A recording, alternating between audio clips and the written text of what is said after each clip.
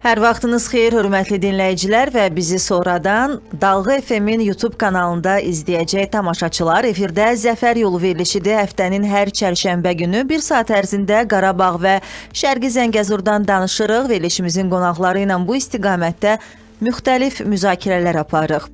Aparıcınız mənəm, Şəlalə Qaşirnova. Bugünkü verilişimizin qonağı isə İqtisadi İslahatların Təhlili və Kommunikasiya Mərkəzinin Monitorinq və Qiymətləndirmə şöbəsi, sahəvi proqramların monitorinqi sektorunun müdiri Elşən Yusiflidir. Salam Elşən bəy, xoş gəlmisiniz. Salam Şəlalə xanım, xoş gördük. Salamlayıram dinləyicilərimizi.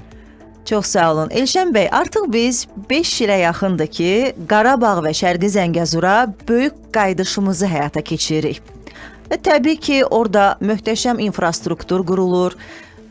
İnsanların keçmiş məcburi köçkünlərin ora qayıdışı üçün çox yaxşı bir şərait yaradılır.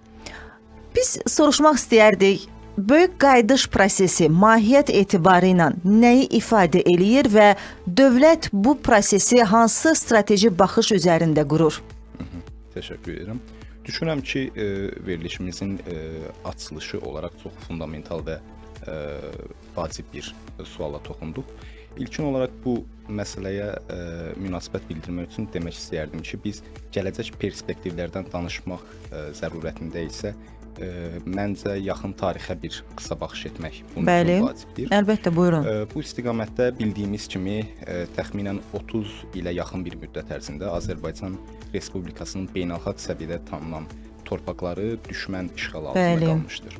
Bu müddətlər ərzində bu sadəcə işğal altında qalmaqla kifayətlənməmiş, eyni zamanda oradakı yaşayış məntəqələri, o cümlədən şəhərlər, qəsəbələr, kəndlər tamamilə dağıdılmış, bizim əsrlər boyunca formalaşdırdığımız milli mədəni irsimiz dağıdılmışdır. Bəli. İqtisadiyyatımıza milyardlarla belə deyək, həcmində zərər vurulmuş.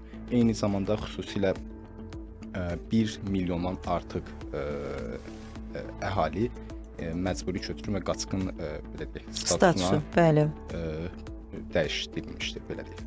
Bu istiqamətdə təbii ki 2020-ci ilin sentyabr ayının 27-si Ermənistan hərbi qüvvələrinin təxribatına cavab olaraq Azərbaycan Respublikası cavab əməliyyatlarına başlamışdır və 44 gün ərzində davam edən şanlı mübarizəmizin nəticəsi olaraq biz 20% işğal altında olan torpaqlarımızı nəhayət azad etmişik. Bu prosesin nəticəsi olaraq biz dərhal dövlətimiz tərəfindən orada bərpa, quruculuq və tikinti işlərinə başlanılmışdır. Bu istiqamətdə ilkin həyata keçirilən tədbirlər təbii ki, həmin ərazilərin təhlükəsizliyinin təmin edilməsi, xüsusilə minalardan və partlamamış hərbi sursatlardan təmizlənməsi, daha sonra isə həmin ərazilərdə zəruri infrastrukturun qurulması, eyni zamanda əhalinin həmin ərazilərə qayıdışının və əhalinin sosial rifahının təşkil edilməsi və uğurlu qaydada təmin edilməsi ilə bağlı tədbirlərin icrası olmuşdur. Bunun həyata keçirilməsi məqsədi ilə Azərbaycan Respublikasının 2030-cu ilədək nəzərdə tutduğu dövlət səviyyəsində hədəflədiyi milli prioritetlərdən biri də məhz bizim azad edilmiş ərazilərə böyük qayıdışımız olmuşdur. Bu istiqamətdə onu qeyd edə bilərəm ki, 2022-ci ilin 16 noyabr tarixində Azərbaycan Respublikasının prezidenti tərəfindən müvafiq sərəncamla qəbul edilmiş Azərbaycan Respublikasının işğaldan azad edilmiş ərazilərinə böyük qayıdışa dair birinci dövlət proqramı ən mühüm element hesab oluna bilər.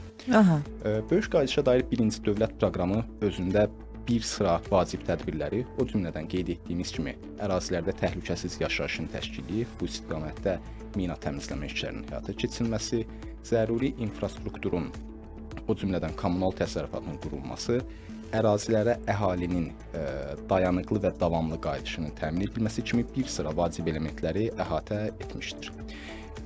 Bu suala cavab olaraq yekunda bir ümumiləşmə formasında qeyd edə bilərəm ki, böyük qayıdışın fəlsəfəsi dövlət idarəçiliyi səviyyəsində həmin ərazilərdə sadəcə bərpa, tikinti işlərinin həyata keçirilməsi yox, eyni zamanda həmin ərazilərin dirçəldilməsi, həmin ərazilərin ölkə iqtisadiyyatına inteqrasiya edilməsi və həmin ərazilərdə əhalinin sosial rifahının və təminatının ən yüksək müasir standartlarda təmin edilməsindən ibarət olmuşdur. Bəli. Bəli, siz çox gözəl vurğuladınız. Əslində bir çox məsələlərə toxundunuz. Elşən bəy, Məlum olduğu kimi Qarabağ və Şərqi Zəngəzurda yeni avtomobil yolları inşa edilir, körpülər, artıq 3 beynəlxalq hava limanı inşa olunub və həmin ərazilərdə formalaşdırılan logistika və nəqliyyat infrastrukturu ölkəmizin regional və beynəlxalq mövqeyinə bu gün necə təsir eləyir və yaxın perspektivdə hansı dəyişikliklər vəd edir? Çox vacib bir məqamdır əslində bu suala toxundunuz. İqtisadiyyatda belə bir deyim var, yol iqtisadiyyatın arteriyasıdır. Bəli.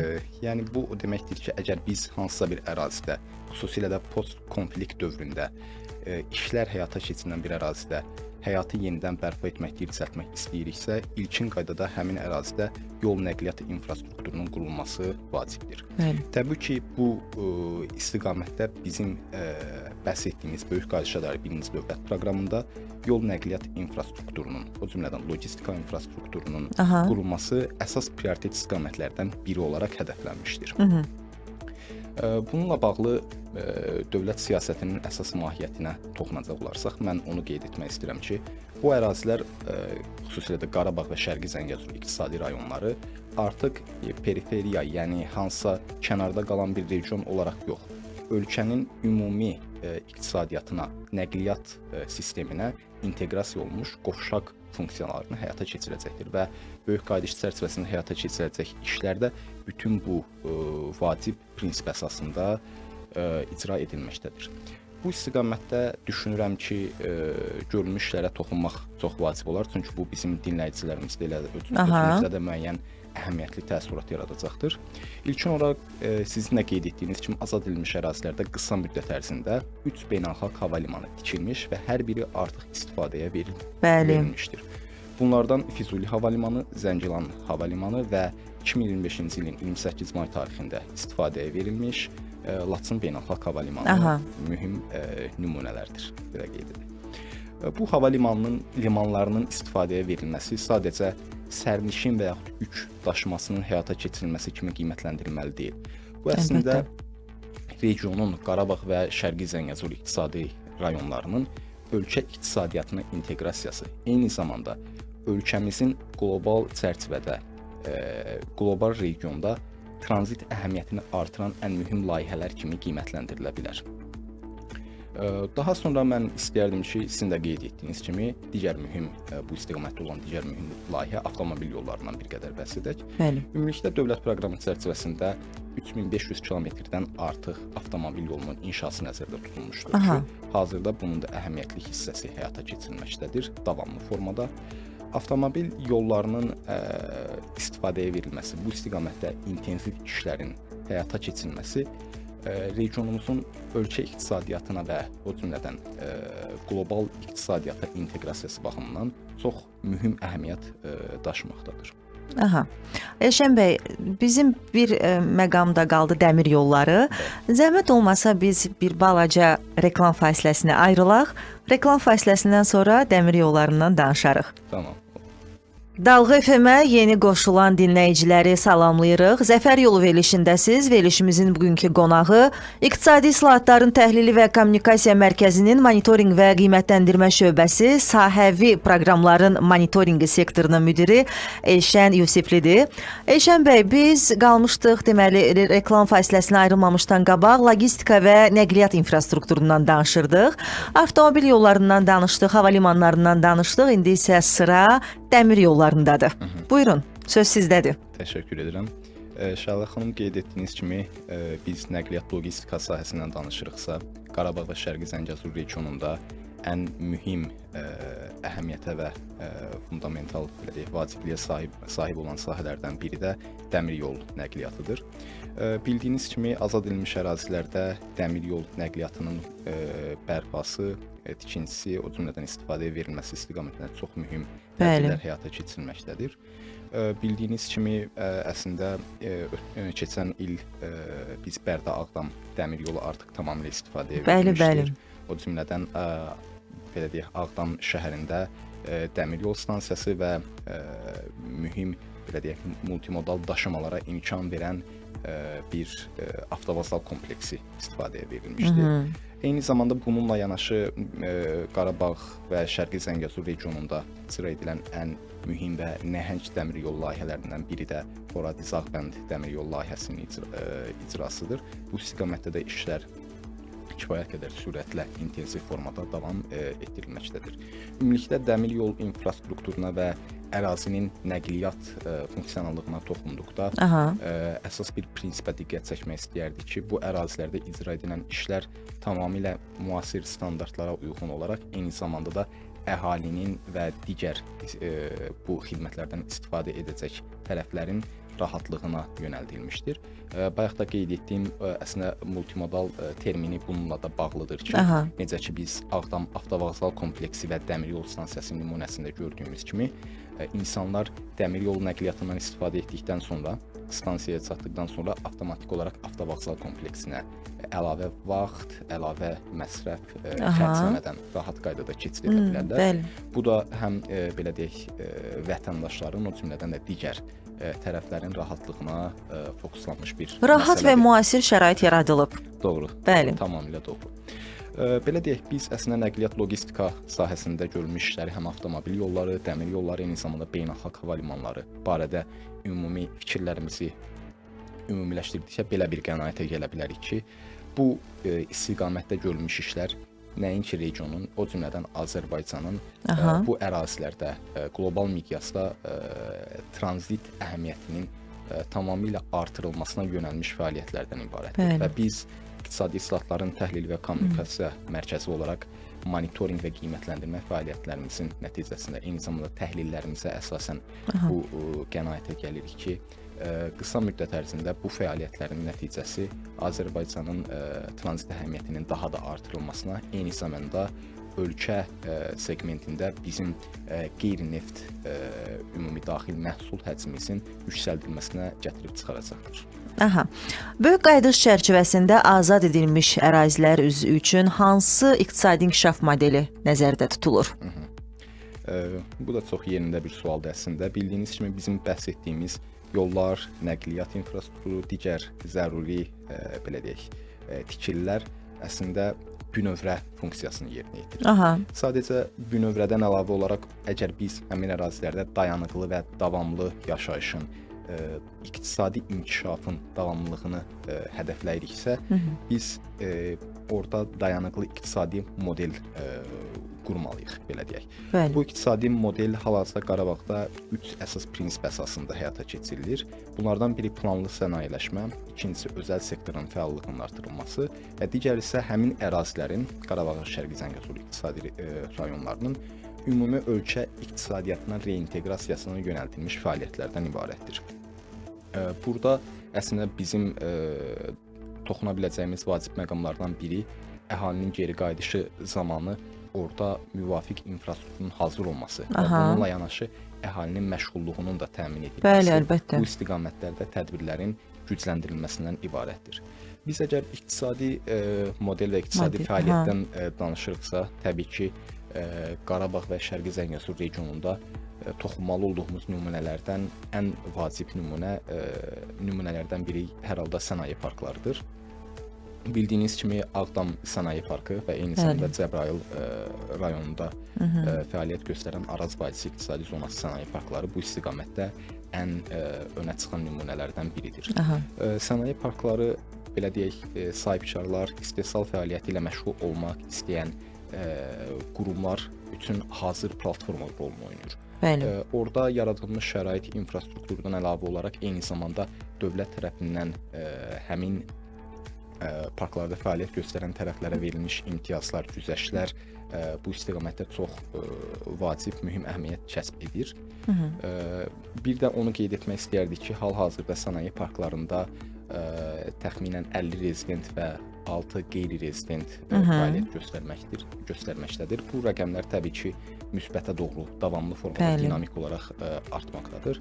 Bunun nəticəsi olaraq indiki dövrə olan məlumata əsasən həmin sənaye parklarında 1000-dən artıq iş yeri yaradılmış, ümumilikdə investisiya planına əsasən 450 milyon manat həcmində olan investisiyaların artıq 180 milyondan artıq hissəsi həyata keçirilmişdir.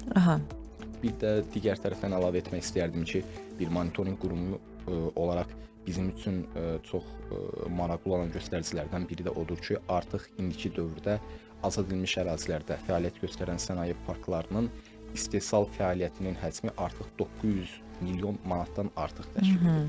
Burada əslində çox qürurverici bir nöqtə var. O da nədən ibarətdir? Bir vaxtlar heç bir fəaliyyət göstərməyən, düşmən tapdağı altında olan ərazilər artıq demək olar ki, 1 milyard manata yaxın iqtisadi fəaliyyətə cəlb edilmişdir. Bu da əslində həm qürurverici, həm də iqtisadi baxımdan kifayət qədər əhəmiyyətli bir faktor, belə deyək.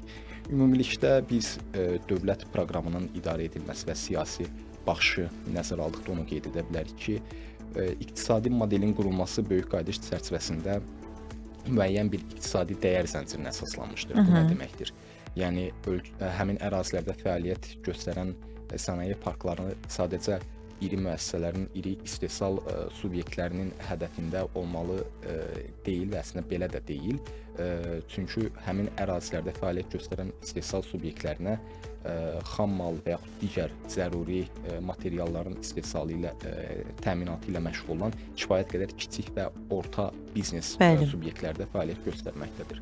Burada da biz əslində həmin o dediyimiz ümumi iqtisadi dəyər zənciri məsələsinə nəzərə alaraq deyə bilərik ki, azad edilmiş ərazilərdə həyata keçirilən iqtisadi model sadəcə iri təsərrüfat və biznes subyektlərini yox, eyni zamanda kiçik və orta biznes subyektlərini, kiçik və orta sahibkarları da dəstəkləməyi hədəfləmişdir. Bəli, qeyri-neft sektorunda əsas mühüm rol oynayacaq həmin bu sənaye parklarında istehsal olunan məhsulların ixrac və idxalı da təbii ki, bu tək Azərbaycan bazarına yox, həm də xarici bazarlara çıxarılır və bu təbii ki, Qarabağ brendi adı altında bizim dünya bazarlarında həm ölkəmiz, həm də Qarabağımız bir daha nümayiş olunur.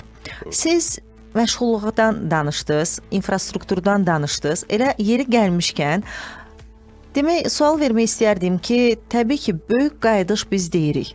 Amma bu böyük qayıdışı həmin ərazilərdə, işğaldan azad olunmuş torpaqlarımızda dayanıqlı etməyimiz üçün, təbii ki, orada sadəcə evin tikilib verilməsi kifayət eləmir. İş yerlərinin yaradılması, ümumi sosial-iqtisadi həyatın fəal şəkildə olması, məşğulluq istiqamətində müəyyən işlərin aparılması mühüm amildir. Elə sualımız da bundan ibarət olacaq. Ümumiyyətlə, məşğulluq siyasəti böyük qayıdışın mərkəzində niyə bu qədər önəmlidir? Təbii ki, biz bunun cavabını bilirik. Zəhmət olmasa deyərdiniz, bu sahədə hansı mexanizmlər tətbiq olunur? Tamamilə doğru qeyd etdiniz bu məsələləri. Əslində kifayət qədər də ətraflı məlumat verdiniz. Belə deyək, biz əslində bundan əvvəlki suallarda bu məlumatlara toxunduq. Qeyd etdiyiniz kimi infrastruktur obyektləri qurulur, amma bu sadəcə bünövrə rolunu təşkil edir. Orada davamlı iqtisadiyyat təşkil olunmalıdır. Davamlı iqtisadiyyatın ən mühüm bloklarından biri də məşğulluğun təşkilidir və bu istiqamətdə məşğulluq siyasəti Qarabağ və Şərqi Zəngəzur regionunda kifayət qədər diqqət mərkəzindədir hal-hazırda. Onu qeyd etmək istərdim ki, məşğulluq modeli azad edilmiş ərazilərdə paralel inkişaf modeli adlandıra biləcəyimiz bir prinsip əsasında həyata keçirilir. Bu nə deməkdir? Paralel inkişaf modeli o mənaya gəlir ki, azad edilmiş ərazilərdə qayıdışının təmin edilməsi nəzərdə tutulmuş keçmiş məcburi köçkünlər üçün evlər tikilməklə yanaşı, evlər, mənzillər hazırlanmaqla yanaşı, eyni zamanda həmin insanların qayıdışdan sonra sosial rifahının təmin edilməsi üçün məktəblər, bağçalar, xəstəxanalar, digər mühüm obyektlərdə inkişaf tikilməkdədir. Buna əlavə olaraq qayıdışı təmin ediləcək planlaşdırılan şəxslər üçün eyni zamanda həmin ərazilərə yerləşdirildikdən sonra hansı işlərdə, hansı məşğulluq fəaliyyətində fəaliyyət göstərəcəkləri, əmək sərf edəcəkləri bu məsələlər də ümumilikdə planlaşdırılmaqdadır. Onu qeyd edə bilərəm ki, indiki dövrə olan məlumata əsasən ümumilikdə Qarabağ və Şərqi Zəngəzur regionunda fəaliyyət göstərən, həmin ərazilərdə işləyən, eyni zamanda təhsil alan əhali nəzərdə tutulur. Bu əhalinin sayı 73 min nəfərdən artıqdır. Təbii ki, burada eyni zamanda məcburi köçkünlər, eyni zamanda da digər şəxslərin orada çalışanlar, fəaliyyəti bu belə deyək, sayın tərkibində yer alır. Və bizim monitorinq nəticələrinə əsasən belə yekun bir məqama toxuna bilərik ki, azad edilmiş ərazilərə qayıdışı təmin edilmiş məcburi köçkünlər arasında iqtisadi fəal olanlar üzrə məşğulluq göstəricisi 90%-dən artıq bir rəqəmdir. Bu nə deməkdir? Bu o deməkdir ki, əmək qabiliyyəti olan, işləmək istəyən keçmiş məcburi köçkünlərin orta hesabla hər 10 nəfərindən 9-u artıq işlə təmin olunmuşdur. Bu həm ölkə miqyasında, həm də qlobal miqyasda kifayət qədər yüksək və qürurverici bir göstəricidir. Bu da dövlətin həmin ərazilərdə məşğulluq siyasətinin necə prioritetləşdirildiyinin bariz bir nümunəsidir. Sual oluna bilər ki, bəs bu məşğul əhali əsasən hansı fəaliyyətlərlə məşğul olur? Təbii ki, ilkin qaydada həmin ərazilərdə aparılan intensiv bərpa quruculuq işlərində, o cümlədən tikinti fəaliyyətlərində, daha sonra bayaq qeyd etdiyimiz mühüm sənaye parklarında kifayət qədər iş yeri yaradılmışdır və əhali də işlə təmin edilmişdir. Tikiş fabrikləri var orada, fəaliyyət göstərir. Tamamilə doğru. Digər müəssisələr var, ictimai yaşayış obyektləri var. Bəli, ictimai yaşayış obyektləri, o cümlədən sosial obyektlər, məktəblər, bağçalar, tibb obyektləri. Burada əhali işlə təmin olunur və ümumilikdə əhalinin qayıdışının əsas prinsipi 3 elementdən ibarətdir kimi bir ümumi fikir səsləndirə bilərik. Bir, əhalinin qayıdışının və məskunlaşmasının uğurla təşkil olunması. İkincisi, əhalinin məskunlaşmış əhalinin məşğulluğunun davamlı formada təmin edilməsi və eyni zamanda bunun nəticəsi olaraq həmin şəxslərin sosial ifahının qorunması və davamlı formada artırılması. Bu, dövlətin məşğulluq siyasətinin ən mühüm elementlərindən hesab olunur böyük qayıdış çərçivəsində. Biz son illərdə Qarabağ və Şərqi Zəngəzuru tez-tez yaşıl enerji zonası kimi təqdim edirik.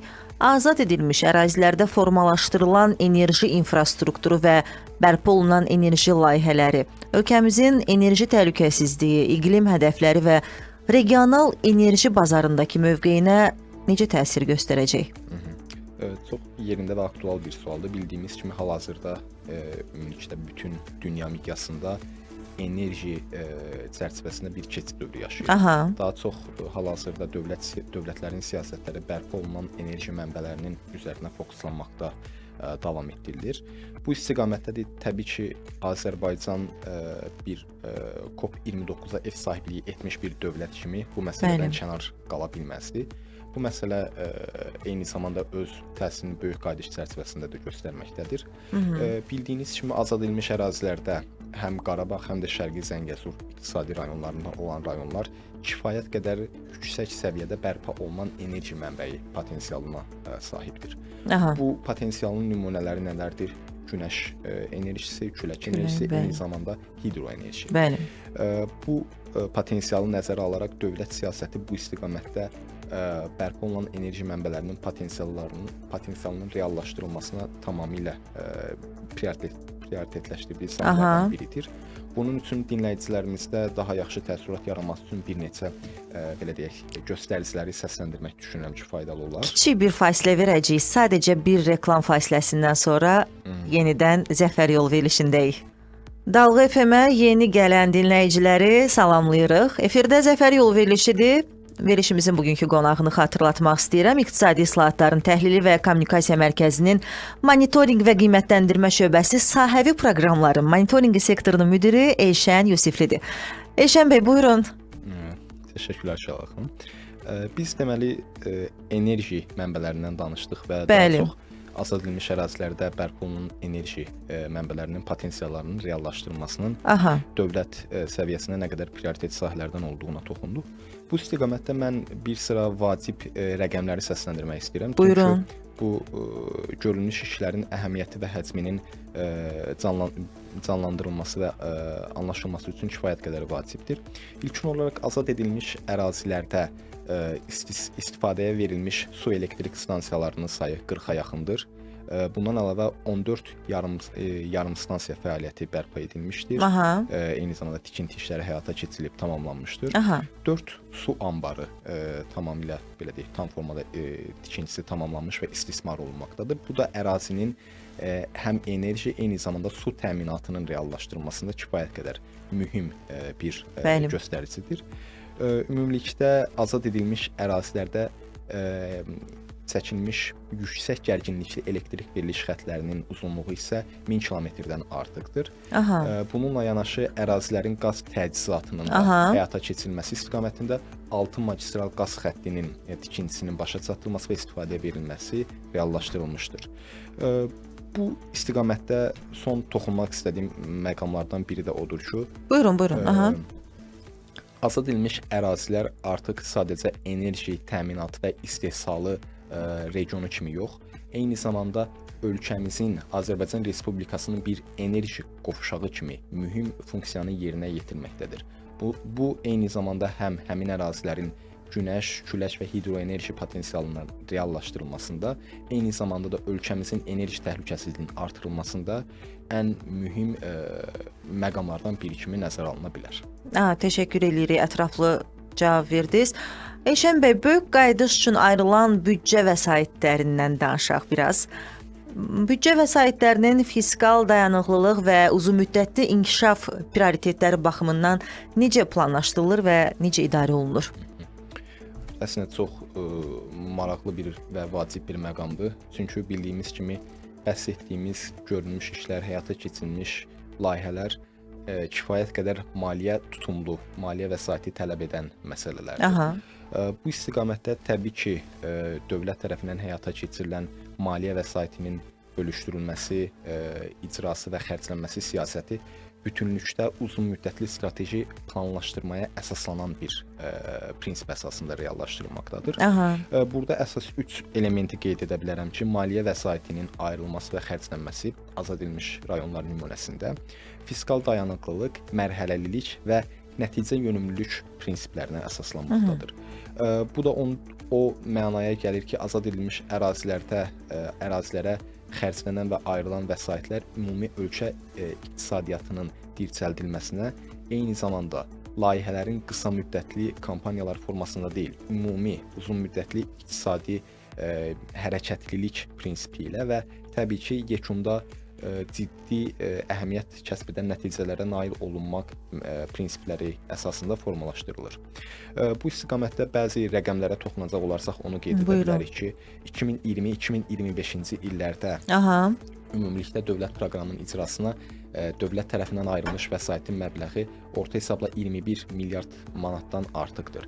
Eyni zamanda hal-hazırda 2026-cı il üzrə nəzərdə tutulan vəsaitin məbləği isə 3,5 milyarddır. Və onu da qeyd edə bilərəm ki, dövlət proqramının qeyd etdiyim kimi maliyyə vəsaitinin idarə olunması qısa müddətli yox, uzun müddətli 10 illik belə deyək, planlaşdırma əsasında müəyyənləşdirilir.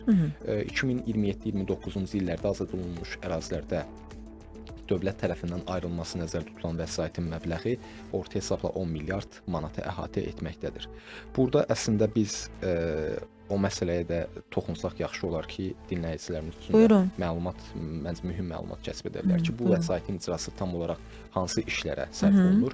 İlkin olaraq ərazidə təhlükəsizliyin və mina təmizləmə əməliyyatlarının həyata keçirilməsi, yaşayış obyektlərinin, şəhərlərin, kəndlərin, qəsəbələrin tikintisi və bərpası, qeyd etdiyimiz avtomobil yolları, enerji infrastrukturu, daha sonra rabitə, qaz və s. digər mühüm infrastrukturlar, sənaye obyektlərinin tikilməsi və ümumilikdə digər bir sıra humanitar sahələrdə görülmüş işlərə yönləndirilir bu vəsaitlər. Və biz onu da bir daha qeyd edə bilərik ki, bütün bu vəsaitlərin planlaşdırılması və icrası dövlət tərəfindən nəhəng, belə deyək, iqtisadi proqram prinsipi əsasında həyata keçirilir, nəinki qısa müddətli planlaşdırma əsasında. Verilişimizin bu vaxtına qədər biz daha çox dövlətin həyata keçirdiyi bərpa və yenidən qurma layihələrindən danışdıq, amma böyük qayıdışın uzunmüddətli uğuru üçün təbii ki, burada özəl sektorun və investorların prosesə qoşulması, yeni biznes modellərinin formalaşdırılması xüsusi əhəmiyyət kəsb edir. Böyük qayıdış çərçivəsində azad edilmiş ərazilərdə özəl sektorun, yerli və xarici investorların rolu necə formalaşır və bu sahədə hansı mexanizmlər və təşviq alətləri nəzərdə tutulur? Dövlət və özəl sektorun əməkdaşlığı xüsusilə haqqında da danışdığımız özəl sektorun rolu böyük qayıdış çərçivəsində kifayət qədər əhəmiyyətlidir. Biz təbii ki, həmfikir olaraq ki, dövlətin rolu əsasən ümumi tənzimləyici məsələlərin həyata keçirilməsi və ilkin bünövrənin qoyulmasından ibarətdir. Amma biz əgər bir ərazinin, bir regionun davamlı, dayanıqlı iqtisadiyyatını hədəfləyiriksə, təbii ki, burada özəl sektor tərəfindən həyata keçirilən layihələrin həcmi və faizi kifayət qədər yüksək və davamlı olmalıdır. Biz eyni məsələni təbii ki, böyük qayıdışa da şamil edə bilərik. Burada böyük qayıdış nümunəsində dövlət tərəfindən özəl sektor üçün yaradılmış imkanlar kifayət qədər çoxdur və sizin də bəhs etdiyiniz təşviq alətləri, təşviq mexanizmləri özəl sektor üçün kifayət qədər əlverişli şərait yaradır. Burada biz ümumiləşdirildikdə vergi, gömrük, sosial təminat və kommunal xidmətlər sahəsində dövlət tərəfindən bir sıra güzəştlər özəl sektora təklif olunur. Məsələn, vergi nümunəsində baxsaq, azad edilmiş ərazilərdə fəaliyyət göstərən özəl sektor sahibkarları 10 il müddətinə əmlak, torpaq və mənfəət vergisindən azad edilmişdir. Dövlət tərəfindən tənzimlənən bir mexanizmdir. Digər tərəfdən həmin tərəflər özəl sektor tərəfindən azad edilmiş ərazilərə daxil edilən belə deyək, xam malın ƏDV, əlavə dəyər vergisindən azad edilməsi də və digər gömrük rüsumlarına da azad edilməsi dövlətin əsas belə deyək, formalaşdırdığı mexanizmlərdən biridir. Digər tərəfdən azad edilmiş ərazilərdə özəl sektor çalışanlarının, işləyənlərinin sosial təminatının dövlət tərəfindən subsidiyalaşdırılması da həyata keçirilməkdədir. Bunlar ümumilikdə belə baxdıqda həmin ərazilərdə iqtisadi ekosistemin formalaşdırılması, özəl sektorun rolunun, fəallığının artırılmasına yönəlmiş fəaliyyətlərdir və təbii ki, başda da qeyd etdiyimiz kimi, əgər biz azad edilmiş ərazilərdə dayanıqlı inkişafdan, davamlı iqtisadi artımdan bəhs ediriksə, burada özəl sektorun cəlbi ən mühüm belə deyək, məqamlardan biridir.